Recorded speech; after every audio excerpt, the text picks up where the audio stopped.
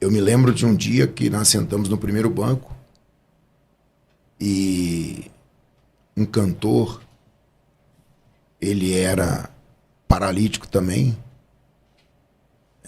Eu não sei se vai ser sua época, mas talvez quem me ouve nesse momento vai lembrar dessa época do cantor Eliel Rosa, que a esposa dele carregava ele no colo. Ele tocava e cantava. A esposa carregava um banquinho, ele gostava de usar terno branco, e a esposa pegou o banquinho, botou lá, pegou ele no colo, botou lá em cima, e eu me lembro, ele estava num Monza, um Monza vinho, estava sendo dirigido por um irmão, ela foi lá no carro, pegou ele no colo, botou. E na minha frente tinha 2 paralíticos. Quando ele abriu a boca e cantou e tocou a viola, os 2 paralíticos saltou da cadeira. Isso não foi foi na Assembleia de Deus. Você entende? Com 15 anos eu fui para Deus é Amor e saí em 2009. Eu luto para levar a minha vida. Eu não sou melhor do que ninguém. Disse isso no início. Não procura perfeição em mim que você não vai encontrar. Talvez eu tenha mais defeito do que você, do que qualquer um outro ser humano. Tenho as minhas obrigações como qualquer ser humano. Tem conta para pagar como qualquer ser humano. Tem conta vencida, tem conta a vencer como qualquer outro cidadão. E luto, batalho, mas eu luto para ter uma vida com Deus, uma vida transparente, entende? Sincera. Sofri muito na minha vida, muito. Porque quando você toma uma decisão de renúncia, e você quer um relacionamento com Deus, você não pode confundir ser usado por Deus e ser homem de Deus. Ser homem de Deus é uma coisa, ser usado por Deus é outra.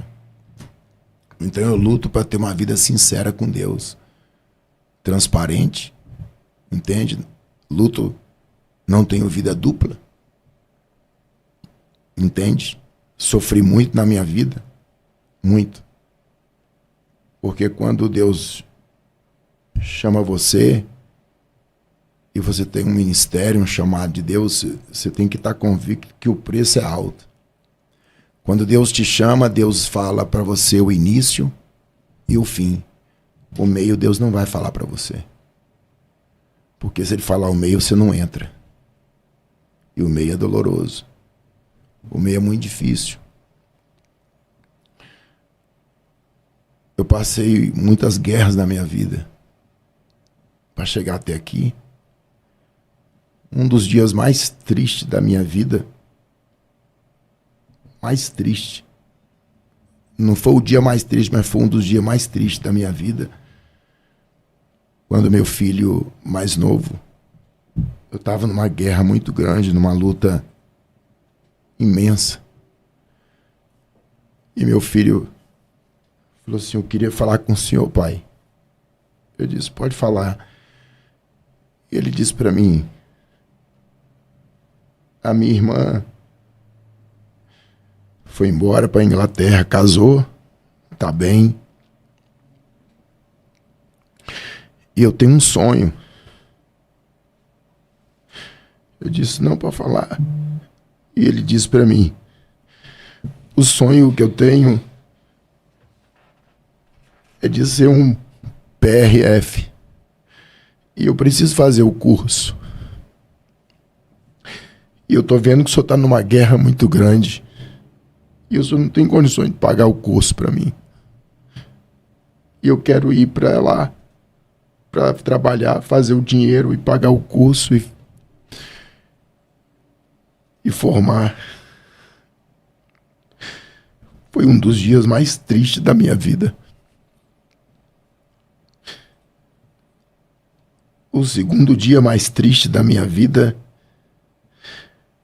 foi quando a minha esposa disse para mim: as coisas acabaram. Eu fui morar num cômodo, numa cama de cimento forrada de papelão, e as roupas ficavam na caixa de papelão. E minha esposa, tive que levar ela para o hospital, ela estava gestante.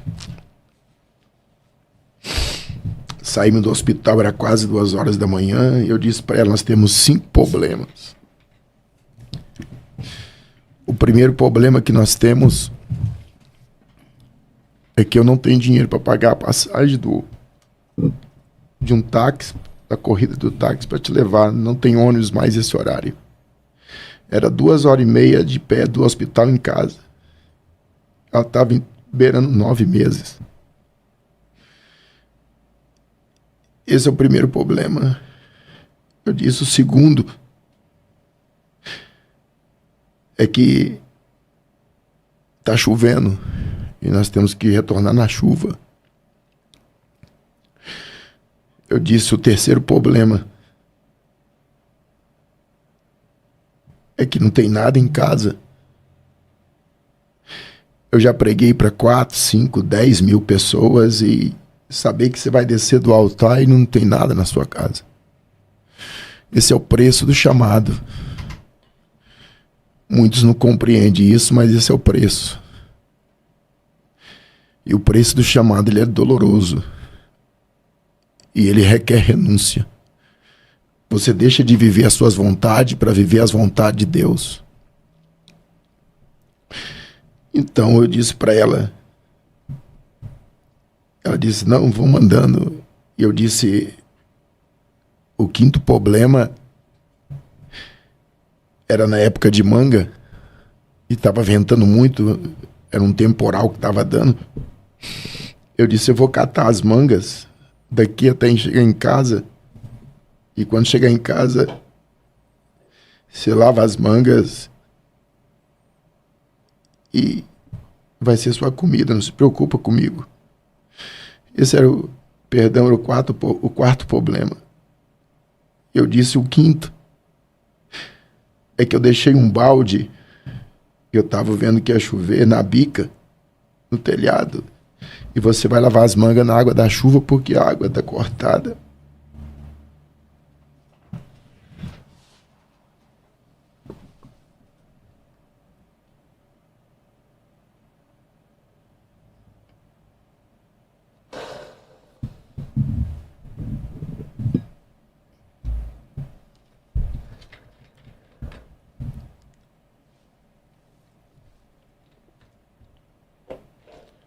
Toma água aí, pastor. Ó. Tem água ali na caneca.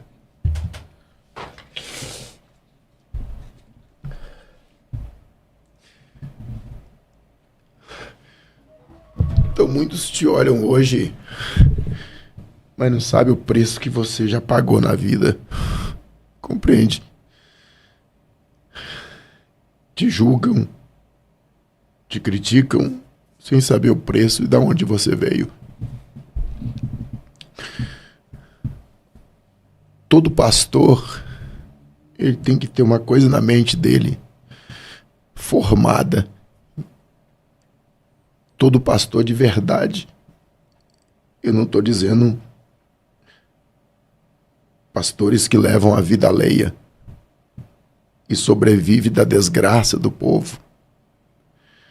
Todo pastor que leva uma vida séria e que ama o que faz, ele tem que ter uma mente formada de uma coisa.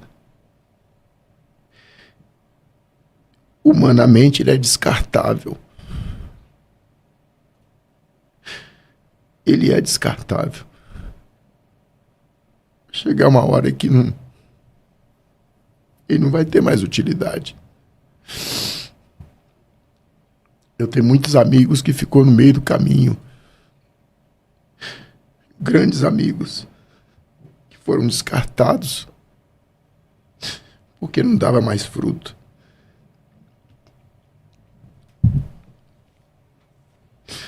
Eu luto para viver uma vida séria. Entende? Sou apaixonado pelo que faço. Não faço por dinheiro. A primeira igreja que eu comecei a pastorear eu tinha 20 anos de idade. Hoje eu tenho 51. Em fevereiro eu faço 52 anos.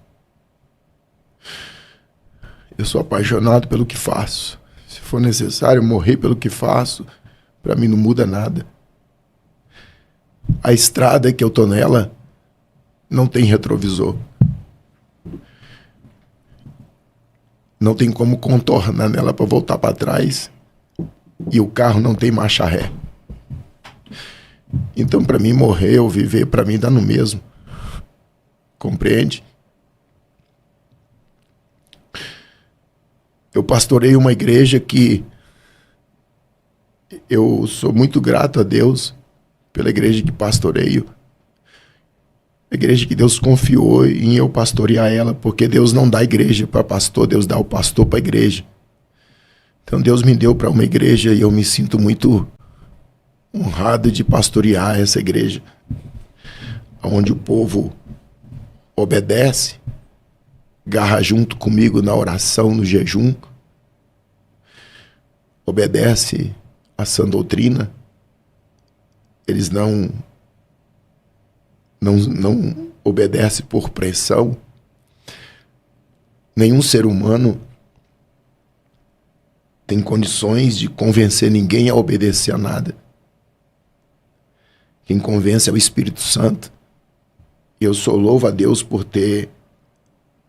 pastorear uma igreja onde o povo, os obreiros, garra junto comigo.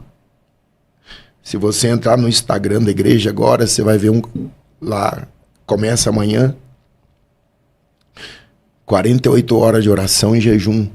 6 horas da manhã, termina domingo, 6 horas da manhã. Eu luto para ter uma vida com Deus de oração e jejum. Não há outra forma de se aproximar de Deus e ter um relacionamento com Deus sem ser pela oração e o jejum. Então, eu vou falar uma coisa para você e para quem me escuta, me ouve, me assiste e nos assiste. Eu não vou curvar diante do sistema. Eu não vou dobrar o joelho diante do sistema. De qual sistema o senhor está falando? Do sistema religioso. Do sistema que tudo é o dinheiro. Pode arrancar minha cabeça. Eu não curvo diante do sistema. O sistema do liberalismo. Dê o que der. A estrada que eu tô nela não tem curva e nem retrovisor. Eu não volto para trás. Não sou melhor do que ninguém. Mas eu sei quem conversa comigo de madrugada. Eu sei quem fala comigo de madrugada. Eu sei em quem eu tenho confiado. Eu sei quem é minha esperança. Eu quero dizer para quem está nos assistindo que está atravessando guerras também, que vai vencer. Toda guerra ela tem início e tem fim. Toda batalha ela tem começo e tem fim. Pessoas que estão nos assistindo que acham que não tem saída, não tem jeito. Tem jeito sim. Tem saída. Se você aplicar a tua vida na oração e no jejum, não existe muralha que fica de pé. Não existe barreira que fica de pé. Pastor, eu não consigo orar. Consegue sim. A oração é uma viagem. Eu não oro para expulsar demônio. Eu não oro para curar enfermo. Eu não jejum para expulsar demônio. Eu não jejum para curar enfermo. Eu não jejum para entregar revelação. Eu oro e jejum porque eu tenho necessidade de Deus. Eu oro e jejum porque eu tenho dependência de Deus. Qualquer um que estiver me assistindo, me ouvindo, e se tirar o período da oração, comece, independente da guerra que você está, você vai ver começar a fluir. Você vai ver o problema ser resolvido. Pastor, eu não aguento jejuar. Aguenta sim. É a sua amante que está dizendo que você não aguenta. Todos nós temos uma amante. Você tem uma, eu tenho uma, ele tem uma. Todo ser humano tem uma amante. Que isso, pastor? Tem. Sua carne é sua amante. E ela está dizendo para você, você não vai conseguir. Mas o que está dentro de você está dizendo, pode ir. Eu vou injetar em você força e você vai conseguir. Comece a orar pelo menos 30 minutos, no mínimo. Deixa a oração fluir, esquece do relógio. A oração é uma viagem. E quando você começar a navegar nela, você vai perceber que você vai levantar do joelho o dia amanhecendo e você vai olhar, você orou 3, 4, 5, 6 horas. Porque você vai começar a ouvir a voz de Deus. Deus vai dialogar com você. Deus é apaixonado em dialogar com o ser humano. Deus ama em falar com o ser humano.